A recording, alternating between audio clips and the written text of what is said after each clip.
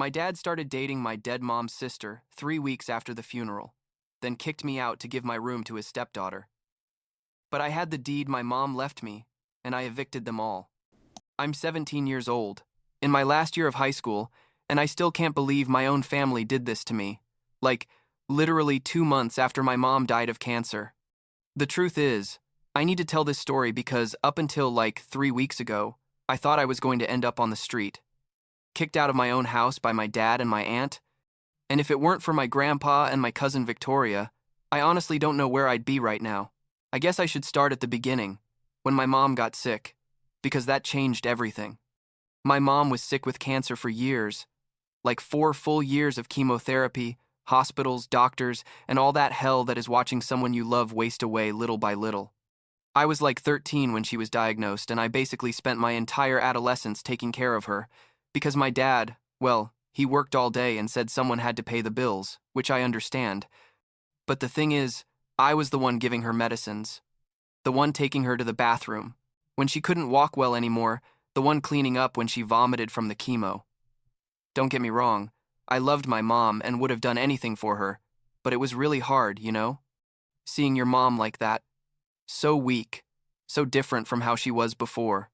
She used to be super active, always cooking, going to the gym, fixing up the garden, and suddenly she could barely sit up in bed without help. What I do remember perfectly is that in her last months, my mom started saying weird things about my dad. Like, one day she grabbed my hand and told me, "Aiden, your dad isn't who you think he is. Promise me that if something happens to me, you'll talk to Grandpa immediately." I thought it was the medications or the pain, you know. Sometimes she said things that didn't make sense because of the morphine. But now looking back, she knew exactly what she was saying. She knew what my dad was going to do. My mom died in February of this year. It was horrible, obviously, like the worst thing I've lived through in my life. The morning she died, I was with her, holding her hand, and she just stopped breathing. Just like that. 1 second she was there, and the next, she wasn't. My dad arrived like an hour later because he was at work, and I remember he cried and all that, but something in his eyes looked different. I don't know how to explain it. Like a part of him was relieved that it was all over. At that moment, I didn't pay much attention to it because I was destroyed. Literally couldn't even process what had happened. The funeral was 2 days later. All my mom's family came, including my Aunt Helen, my mom's younger sister. Helen was like 38 years old, had never been married, didn't have kids apart from Victoria, who she had when she was very young and raised alone, and she was always a bit weird with my dad, like flirty in an uncomfortable way. My mom noticed it, and sometimes would say things like, "Helen has always liked your dad. Be careful with her." I thought it was sister jealousy or something like that, but turns out my mom was completely right. 3 weeks after the funeral, 3 damn weeks, my dad sat me down in the living room and told me he needed to talk to me about something important. I thought it was going to be about money or medical expenses or something normal, but no.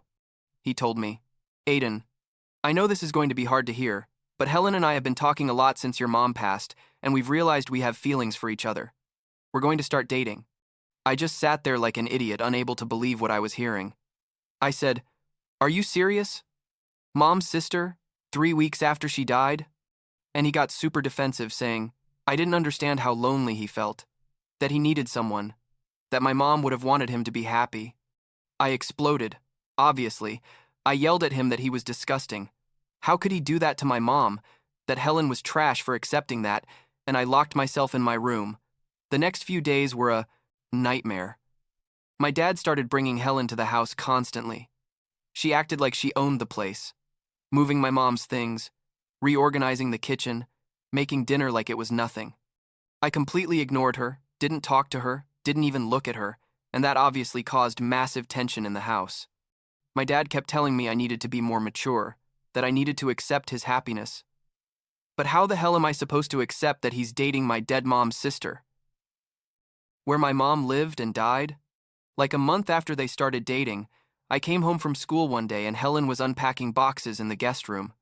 I asked her what she was doing and she told me all casual, "Oh, your dad didn't tell you. I'm moving in here." I almost had a heart attack. I went straight to my dad and told him he was crazy, that he couldn't bring my mom's sister to live in our house, and he told me it was his house, and he decided who lived there.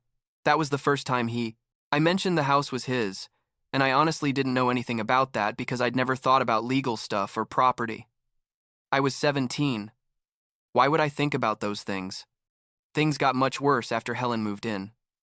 She tried to act like my mom, telling me to clean my room, to do my homework, not to come home late. Once, she even tried to hug me and tell me she understood what I was going through because she also missed her sister.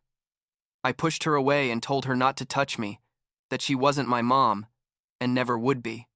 My dad punished me for that, took my phone away for a week, and the tension in the house was so thick that basically I spent all my time locked in my room or at school.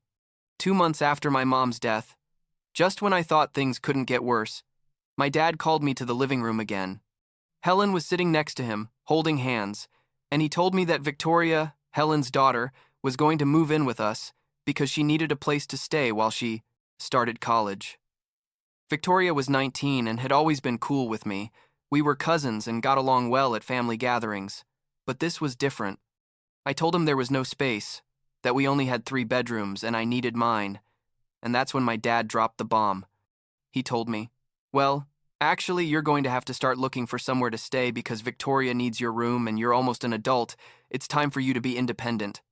I couldn't believe what I was hearing. I stood there feeling like someone had punched me in the stomach. I said, "You're kicking me out? From my house? Where I grew up? Where Mom died?" And he said yes, that I had 1 week to find a place and move out. Helen was sitting there with this little smile, like enjoying my suffering, and I felt so much rage that literally my hands were shaking. I yelled at my dad that he was the worst father in the world, that my mom would be ashamed of him. How could he do this to me when barely any time had passed since she died? He just said his decision was made, and if I didn't leave willingly, he would throw me out by force. That week was the worst of my life. Even worse than when my mom died because at least then I knew she loved me and hadn't abandoned me. This was different. My own dad was throwing me out on the street for his girlfriend and her daughter. I had no savings, no job because I'd spent the last few years taking care of my mom, no friends with families who could take me in, and my maternal grandpa lived in another city, like 5 hours from here. I was completely alone and terrified of what was going to happen. Victoria moved in 2 days after that conversation. I expected her to be just as horrible as her mom, but surprisingly, she was very polite to me. She asked if I was okay, if I needed help with anything, and I just told her to leave me alone. But that same night, like at 11, she knocked on my bedroom door. She came in and closed the door behind her and gave me an envelope, she told me in a very low voice. "Aiden, you need to read this and do exactly what it says. Please trust me." I was confused, but I opened the envelope and inside was a handwritten letter. The letter said something like, "Aiden, if you're reading this, it's because things have turned out as your mom feared. Your dad is trying to keep the house and kick you out. But what he doesn't know is that the house is not his. Your grandpa gave it to you as a gift when you were born, and your mom was the legal guardian until you turned 18. Your mom changed the guardianship of the property title 2 weeks before she died, transferring it to your grandpa instead of your dad, specifically to protect you from this. Call your grandpa immediately. His number is number. Don't say anything to your dad or Helen until your grandpa arrives. Victoria." I read that letter like 5 times, unable to believe it. The house was mine? My mom had known my dad was going to do this? Victoria was helping me, against her own mom? I looked at Victoria and she just nodded and told me, "Your mom called me 2 weeks before she died and told me everything. She made me promise I would help you if things came to this. My mom doesn't know that I know what they're planning, but I heard them talking about keeping the house and getting your name off the documents somehow. Please call your grandpa tomorrow." And she left my room. I couldn't sleep that night, obviously. I was processing that my mom, even while she was dying and probably in tremendous pain, had thought about protecting me. She knew who my dad really was, knew he was going to do something like this, and took legal measures to make sure I would be okay. And Victoria, my cousin, was risking her relationship with her mom to help me. It was overwhelming. The next morning, As soon as my dad and Helen left for work, I called my grandpa. He answered after 2 rings, and when he heard my voice, he got super serious. I told him everything. About Helen, about them kicking me out, about Victoria's letter. He told me, "Aiden, your mom warned me this could happen. That bastard of your dad was pressuring her for years to put the house in his name, but she refused because she knew something was wrong. I'll be there tomorrow afternoon with my lawyer. Don't do anything until I get there. And if your dad touches you or threatens you, call the police immediately." I felt so relieved to hear his voice that I almost started crying right there. The next 2 days were weird. My dad kept acting like everything was normal, like he wasn't throwing me out of my own house. Helen was redecorating, literally throwing out photos of my mom and putting her own stuff up. Victoria and I would exchange looks in the hallway but didn't talk in front of them. I just waited for my grandpa to arrive and fix all this. My grandpa arrived on a Tuesday afternoon with a man in a suit who turned out to be his lawyer. They knocked on the door, and when I opened it, I almost started crying. My grandpa hugged me tight and told me, "Calm down, son. This is going to be fixed." We went into the living room where my dad and Helen were watching TV, and my grandpa said, "We need to talk now." My dad looked annoyed by the interruption but sat down. The lawyer took out a folder full of documents and put them on the table. The lawyer spoke first. He said, "Mr. Dad's last name, I understand you've given Aiden an ultimatum to leave this house. I'd like to inform you that you have no legal authority to do that because this property is not yours." My dad laughed and said of course it was his, that he'd been paying the mortgage for years. The lawyer pulled out a document and said, "This house was bought and paid for in full by Mr.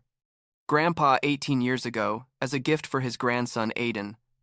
The deed is in Aiden's name with his late wife as legal guardian of the title until Aiden came of age. 14 days before she passed, Mrs. Mom came to my office and changed the contacted legal guardianship of the title from Mr. Dad to Mr. Grandpa, anticipating exactly this situation. Therefore, you are technically a tenant in this property, and Aiden, under his grandfather's guardianship, has every right to ask you to leave." My dad's face went from confused to red with rage in like 2 seconds. He started yelling that it was a lie, that the house was his, that he'd lived there for years. Helen looked equally surprised and angry. My grandpa stood up and told my dad, "I warned you years ago that if you hurt my daughter or my grandson, you'd answer to me. You thought because she was sick you could take advantage and steal from your own son. You're garbage." My dad tried to approach my grandpa in a threatening way, but the lawyer said if he touched me, he was going to call the police immediately. Then Helen asked Victoria, "Did you know about this?" Victoria, who had been standing in the kitchen doorway watching everything, said yes. Helen completely lost it. She yelled at Victoria that she was a traitor. How could she do that to her own mother? That she had raised her alone and this was how she repaid her. Victoria just said, "Aunt, Mom, asked me to take care of Aiden and that's what I'm doing. What you're doing is disgusting, Mom. She barely died and you already got with her husband to steal the house from her son." Helen got up and slapped Victoria across the face, hard, and Victoria fell to the floor. I froze for a second but then ran to help Victoria. My grandpa yelled at Helen that she had just committed assault in front of witnesses and that Victoria could press charges. Victoria touched her cheek, which was already turning red, and told her mom, "I'm going to press charges. I want it on record what you did to me." Helen started crying, saying Victoria was destroying her, that she was sorry, that she was very angry, but Victoria just said, "You have 1 month to leave this house, same as my stepdad." The lawyer pulled out more papers and gave 2 copies, to my dad and Helen. He told them they had 30 days to vacate the property or there would be a formal eviction order with police assistance. My dad was so furious that he crumpled up the papers and threw them on the floor, but the lawyer said that didn't change anything because they were already officially notified. My grandpa put his hand on my shoulder and told me, "Pack your things. You're coming to live with me until these 2 leave, then we'll come back." I could only nod because I was still processing everything that had happened. I went up to my room and started packing the most important stuff. Clothes, my laptop, photos of my mom. Victoria came up and helped me put things in suitcases. I asked her if she was okay, and she said, "My face hurts, but I'm fine." I needed to do this for Mom. She was more of a mother to me than mine in many ways, and you don't deserve to go through this. I thanked her like 1,000 times, and she just hugged me and told me we were going to be okay. We left that same night. My dad didn't even say goodbye, just stayed sitting in the living room looking defeated. Helen kept crying, but I didn't feel even a bit of pity for her. Victoria decided to come with us too, because she said she couldn't stay with her mom after what she'd done. My grandpa said we were both welcome in his house for as long as we needed. The month that followed was weird. I went to school from my grandpa's house, which was farther away, but I didn't care. My grandpa told me more about how my mom had planned everything. Apparently, she suspected my dad from before she got sick, had seen messages between him and Helen, nothing super explicit but enough to know something weird was going on. When she got sick, and things got worse, my mom went to my grandpa and told him her fears. Together, they decided to protect my future by making sure the house was legally protected so my dad couldn't touch it. My mom literally thought about me even when she was dying, and that destroyed me and comforted me at the same time. Victoria pressed charges against Helen for assault. She went to the police with photos of her bruised face and with the testimony of my grandpa's lawyer and mine as witnesses. I don't know exactly what's going to happen with that legally because the process just started, but Victoria is determined that her mom face consequences. 3 weeks ago, the month was up, and my dad and Helen finally left the house. They left everything a mess, like they broke some of my mom's things before leaving out of pure spite, but they're not there anymore. My grandpa moved in with me because he says he's not going to leave me alone until I turn 18 and can handle everything legally on my own. Victoria also stayed with us.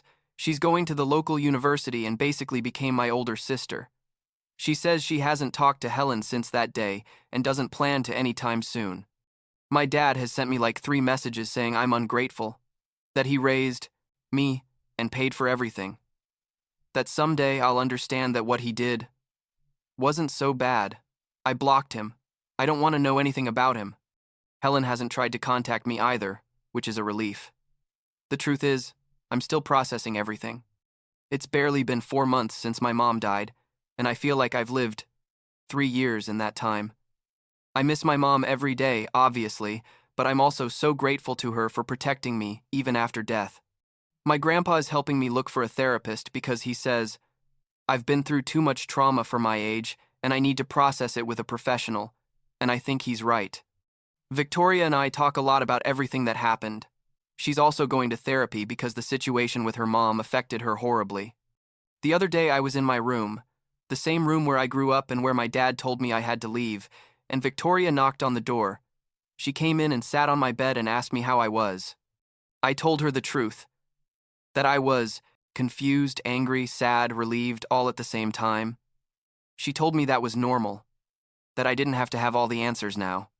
Then she asked me if I could ever forgive my dad, and I honestly don't know the answer. Part of me hates everything he did, how he betrayed me, how he betrayed my mom. But another part still remembers when I was little, and he would take me to the park or teach me to ride a bike. I don't know if those memories are enough to forgive all this. What I do know is that I'm lucky to have my grandpa and Victoria. Without them, I'd probably be on the street or living in a shelter. My grandpa tells me that when I turn 18 inches a few months, we're going to sit down with the lawyer to arrange all the final legal papers for the house, so it's completely in my name without any complications. He also says he's going to help me pay for college and I don't have to worry about money, that my mom left some savings for me that my dad could never touch because they were in an account only my grandpa could access. Sometimes I think about what would have happened if my mom hadn't taken those precautions, if she had trusted my dad and left everything in his hands. I'd probably have nothing, no house, no family, no future. But she knew me and knew I was going to need that protection. And even though it hurts that she had to worry about that while she was dying, it also makes me feel incredibly loved. Victoria showed me yesterday some old photos of when my mom and Helen were kids. Before everything got complicated, they looked happy, close, like normal sisters. I asked her what she thinks happened for Helen to become this, and Victoria said she probably always envied my mom, that my mom had a husband, nice house, stable family, and Helen never had that. But still, that doesn't justify anything she did. There's a difference between having envy and actively trying to destroy your nephew by stealing his house. My grandpa is trying to have some normalcy in the house. He cooks dinner every night, asks me about school, helps me with homework when I need it. Victoria helps too. We clean together on weekends, watch movies at night, try to make the house feel like a home again, and not just the place where my mom died and my dad betrayed me. It's hard, I'm not going to lie, because every corner of this house reminds me of something, but little by little it's feeling lighter. Last week was my first therapy session. The therapist asked me what hurt the most about this whole situation, and I told him it was realizing that my dad never really loved me, or at least not enough to not betray me that way. The therapist told me that was something we were going to work on together, that it wasn't my fault my dad made those decisions, that I was just a kid who lost his mom and then his dad too, in a way. I cried in that session more than I'd cried in months. It was liberating somehow. I'm trying to focus on graduating this year and applying to colleges. My mom always wanted me to go to college. She said education was the only thing no one could take away from you. I feel like if I manage to graduate and go to a good college, somehow I'm making her proud, wherever she is. My grandpa says she would be super proud of how I handled this whole situation, of how I didn't give up, even though my dad tried to destroy me. I don't know if I handled things well or badly, I just know I survived. Victoria is in her second year of college studying social work. She says she wants to help kids going through complicated family situations, that this experience showed her how important it is to have someone on your side when your family fails you. I feel proud of her for turning something so horrible into motivation to do something good. Sometimes I think Victoria and I are more siblings now than cousins. We went through this together and that united us in a way I didn't expect. I haven't seen my dad since the day he left the house. I don't know where he's living now, if he stayed with Helen or if they each went their own way. Honestly, I don't care. I know that sounds harsh, but after everything he did, I don't have space in my life for him. My grandpa says maybe someday I'll want to have that conversation with him. Close that chapter properly. But for now, I'm not ready, and maybe I never will be. There are good days and bad days. On good days, I can go to school, do my homework, laugh with Victoria while we watch some dumb show, and feel like maybe everything is going to be okay. On bad days, I wake up and for a second I forget my mom is dead, or I remember my dad's face when he told me to leave, and I feel like I can't breathe. The therapist says that's normal, that grief and trauma aren't linear, that it's going to take time, but I'm going to be okay eventually. The house is quieter now. My grandpa put up some new photos of my mom in the living room, photos of when she was young and happy, before the illness. He says it's important to remember her as she was, not just how she was at the end. Victoria brought some plants and put them in the kitchen window. Says, plants make spaces feel more alive. I cleaned the room where my mom spent her last months, took out the hospital bed, painted the walls a different color, turned it into a kind of study where I do my homework. It was hard to do, but I needed that space to be different, for it not to just be the room where she died. Sometimes I feel guilty for being angry at my dad. Like, he's my dad, aren't I supposed to want to fix things with him? But then I remember he chose Helen over me, that he was willing to leave me on the street, that he probably started his relationship with Helen while my mom was still alive and sick, and the anger comes back. The therapist says it's okay to feel what I feel, that I don't have to force myself to forgive someone who hurt me so much just because he shares my blood. My mom left me some letters that my grandpa gave me a few weeks ago. She wrote them during her last weeks, when she already knew she didn't have much time left. In one of them, she tells me not to let what happened with my dad make me lose faith in people, that there are still good people in the world like my grandpa and Victoria. She tells me she's sorry she can't be there to see me grow up, graduate, have my own family someday. She tells me she loves me more than words can express, and that she'll always be taking care of me somehow. I cried so much reading those letters that I had to stop several times. But they also made me feel connected to her again, like a part of her is still here with me. Day after tomorrow, I turn 18. My grandpa is planning a small dinner, just the three of us, nothing fancy. He says it's an important day because I'm officially going to be an adult and we're going to sign the final papers for the house, so it's completely in my name without any guardianship. It's weird to think I'm going to own a house at 18, that most people my age are worrying about the math test or who to invite to prom, and I'm dealing with property deeds and trauma therapy. But I guess that's my life now. Victoria asked me what I want to do after graduation, and I'm honestly not sure. Part of me wants to go far away, start over in a place where nobody knows my story, where I can just be Aiden and not the kid whose dad betrayed him after his mom died. But another part of me feels connected to this house, to this city, to my mom's memories. And my grandpa says, I don't have to decide now, that I have time to figure out what I want. What I do know is that I'm going to be okay. Not now. Probably not next year. But eventually. I have a roof over my head that nobody can take away. I have my grandpa who supports me unconditionally. I have Victoria who became the sister I never had. And I have my mom's memory guiding me. It's more than a lot of people have, and it's definitely more than I thought I was going to have 2 months ago when my dad told me we had a week to leave. The other day, I passed by the store where my mom used to buy the bread she liked, that Mexican sweet bread we ate on Sundays. I bought some and took them home. The three of us sat at the kitchen table, ate sweet bread with coffee, and for a moment everything felt almost normal. Victoria smiled at me and said, Aunt would have liked this. And she was right. My mom would have loved seeing the three of us together, supporting each other, surviving. That's what I'm going to keep doing. Surviving and eventually thriving, because that's what she would have wanted for me.